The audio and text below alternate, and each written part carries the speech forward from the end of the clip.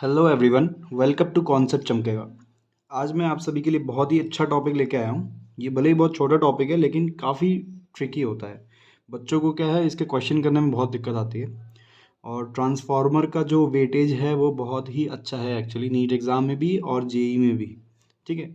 Probability मतलब इसकी एक एक सवाल आने की प्रोबेबिलिटी हमेशा रहती है। तो अपन स्टार्ट करते हैं ट्रांसफार्मर। ठीक है। तो अब आप पूछोगे भाई ट्रांसफार्मर होता क्या है, तो आप सभी ने देखा होगा अपने घरों के आसपास कि ट्रांसफार्मर होता है एक बड़ी सी डिवाइस होती है जिसमें इलेक्ट्रिकल पूरा सिस्टम होता है जहाँ से आपके घर में पावर सप्लाई आती है। ठीक है।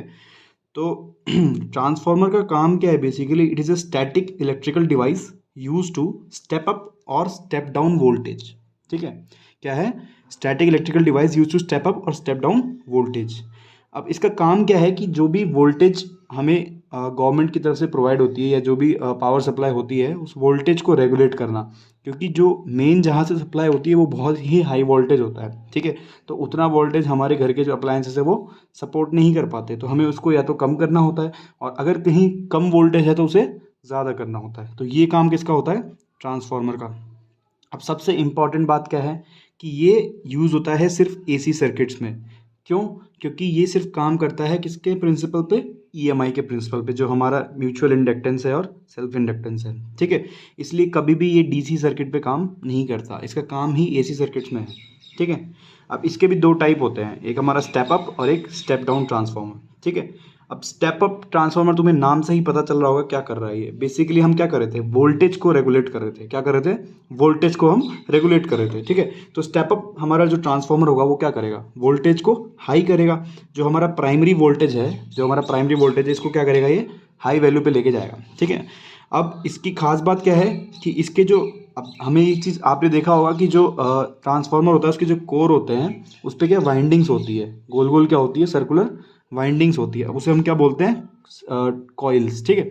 अब उस कॉइल्स भी दो टाइप के होते हैं, प्राइमरी कॉइल और सेकेंडरी कॉइल, जिसके बारे में मैं बात करूंगा। ठीक है। तो होता क्या है कि ट्रांसफार्मर में क्या है, म्यूचुअल इंडक्टेंस का काम चलता है। तो म्यूचुअल इंडक्टेंस में क्या है? ऑब्वियसली एक प्राइमरी कॉइल होता है, एक सेकेंडरी होता है। अगर हम प्राइमरी में करंट फ्लो करवाते हैं तो सेकेंडरी में क्या होता है? करंट फ्लो होता है, जो हमने पढ़ा हुआ है म्यूचुअल इंडक्टेंस में। इसमें कोई दिक्कत वाली बात नहीं है। ठीक है। अब मेन बात यह है कि इसमें गौर करने वाली बात यह है कि जो स्टेप अप ट्रांसफार्मर है इसमें जो सेकेंडरी कॉइल है वो ज़्यादा होता है। क्यों?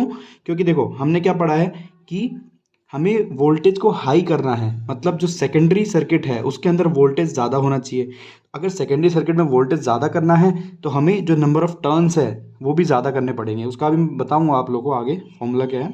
ठीक है। और स्टेप डाउन में क्या होता है कि प्राइमरी वोल्टेज को हमें कम करना होता है। ठीक है। और इसमें जो प्राइमरी कॉइल्स है वो ज़्यादा होते हैं। ठीक है। ये तो बेसिक बात है जो आपको नॉर्मल पता होनी चाहिए। इसका जो मेन जो कंसेप्ट है वो ये फॉर्मूला है। ये जो फॉर्मूला है ये आप लोगों को आना चाहिए। ठीक है। क्यों? क्योंकि इस फॉर्मूले से ही आपके सारे सवाल सॉल्व होने वाले हैं। ठीक है। देखो मैंने इसको नाम भी दिया, कितना बढ़िया ऑलराउंड फॉर्मूला। ठीक है। अब इसमें देखो आप, ये फॉर्मूला आपको दिख रहा होगा, N S upon N P is equals to V S upon V P is equals to I P upon I S is equals to constant. ये जो रेशियो है ये कॉन्स्टेंट रहता है। ठीक है। अब इसमें गौर करने वाली बात यह है कि जो n है वो क्या है? Number of turns of coils. ठीक है। और v वोल्टेज है और i करंट है, ये तो आप सबको पता रहता है। ठीक है। अब इसमें जो p और s का जो मैंने सिंबल यूज़ किया है वो बेसिकली प्राइमरी और सेकेंडरी को डिनोट करता है। ठीक है। अब ये जो फॉर्मूला है ये हमें क्या बताता है कि जो नंबर ऑफ सेकेंडरी कॉइल है अपॉन नंबर ऑफ प्राइमरी का रेशियो टर्न्स का, वो इसके सेकेंडरी वोल्टेज और प्राइमरी वोल्टेज के रेशियो के बराबर होता है, और प्राइमरी करंट और सेकेंडरी करंट के। ठीक है। अब इसे गौर करने वाली बात यह है कि जो टर्न्स और वोल्टेज का जो रिलेशन है वो डायरेक्टली प्रोपोर्शनल है। देख रहे हो आप, सेकेंडरी सेकेंडरी, प्राइमरी प्राइमरी। लेकिन रिलेशन उल्टा कहाँ होता है? करंट में। करंट का जो रेशियो है होता है वो टर्न से और वोल्टेज से, दोनों से क्या होता है? उल्टा होता है। अगर आप ऊपर सेकेंडरी लिखोगे तो नीचे आपको क्या लिखना पड़ेगा? प्राइमरी। ठीक है। तो ये चीज़ें हैं जो आपको गौर करने वाली बात है। यहीं पे बच्चे क्या होते हैं? कंफ्यूज हो जाते हैं। ये जो क्वेश्चन आता है इस क्वेश्चन पे आपको ध्यान देना पड़ता है। ठीक है। इसी जो फॉर्मूला है इससे आप सारे टाइप के क्वेश्चन, इसके ट्रांसफार्मर के जो भी सवाल बनते हैं वेरी करने वाले, चाहे वोल्टेज को रेगुलेट करो चाहे करंट को रेगुलेट करो, आपको नंबर ऑफ कॉइल्स पूछ देगा, भाई कितने नंबर ऑफ कॉइल्स, आपको सेकेंडरी दे देगा, प्राइमरी पूछ देगा, करंट आपको दिया होगा। ठीक है। तो ये सब चीज़ें आपको ध्यान रखने वाली बात है। उसके बाद अब एक छोटा सा थ्योरेटिकल पार्ट है जो हमको बताना है। लाइक जो ट्रांसफार्मर है वो क्या है? 100% एफिशिएंट नहीं होते। ट्रांसफार्मर क्या होते हैं?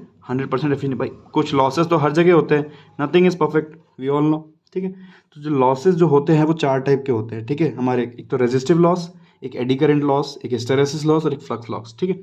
अब रेजिस्टिव लॉस क्या होता है, हमें पता है कि करंट में वायर जो करंट फ्लो हो रहा है वायर में, तो ऑब्वियसली उस वायर में कुछ रेजिस्टेंस होगा, ठीक है। अब जो रेजिस्टेंस है तो हीट प्रोड्यूस होगी, हीट प्रोड्यूस से एनर्जी लॉस होगा, ठीक है। तो हम क्या करते हैं, ट्रांसफार्मर को मोर एफिशिएंट बनाने के लिए क्या करते हैं, हम इस टाइप का वायर लेते हैं जिसका रेजिस्टेंस क्या हो, लो हो, तो use low resistance wire for winding, ठीक है।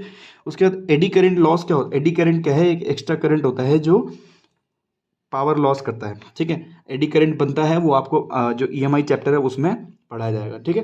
अब इसको हम कम करने के लिए क्या करते हैं, जो आयरन कोर होता है, आपने देखा होगा ट्रांसफार्मर के बीच में क्या है, आयरन की शीट्स होती हैं, ऐसे शीट्स ओवरलैप करके लगी रहती हैं। तो उन शीट्स के ऊपर हम क्या करते हैं, लेमिनेशन करते हैं, क्या करते हैं, लेमिनेट करते हैं उसको। तो ये इंपॉर्टेंट पार्ट है जिससे हम क्या करते हैं, लॉस, ये बेसिकली 12th के बच्चों को भी बहुत काम आएगा, ठीक है, सवाल ये बनता है। उसके बाद हमारा हिस्टेरेसिस लॉस। हिस्टेरेसिस लॉस क्या होता है, एक्चुअली में वो मैग्नेटिक प्रॉपर्टीज पे बेस्ड है, जो कि आपने उसमें 5th चैप्टर में पढ़ा होगा, मैग्नेटिक वाले 5th चैप्टर में, ठीक है। तो हिस्टेरेसिस लॉस को कम करने के लिए क्या होता है, हम निकल आयरन के एलॉयज यूज़ करते हैं, या फिर कोबाल्ट या फिर एल्यूमिनियम वगैरह यूज़ करते हैं, जिनका क्या होता है, हिस्टेरेसिस लॉस कम होता है।